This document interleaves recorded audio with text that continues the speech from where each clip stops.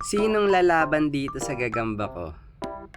Ganda, no? Pangarap nyo rin ba magkaroon nito dati? Or pangarap nyo pa rin hanggang ngayon?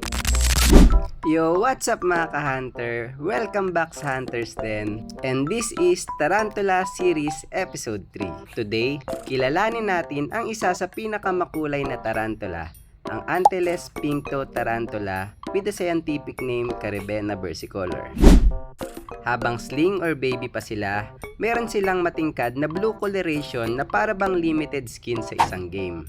Pag naging adult sila, nagkakaroon naman sila ng metallic green na carapace, red, blue, and violet naman sa abdomen and legs. Napakalaki ng ginanda, no?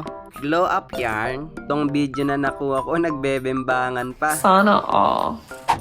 Ang species na to ay New World Tarantula na arboreal. Native to Caribbean na may tropical environment. Kaya kung gagawa nyo sila ng enclosure, kailangan patayo at may magandang ventilation para sa humidity at magandang airflow. And this tarantula can grow up to 6 inches.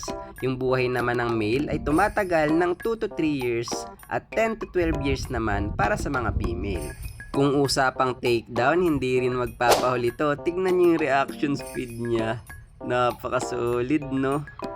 At kung pansin nyo enclosure niya, heavy weber din talaga siya. Napakaganda talaga pang display ng tarantula na to, no?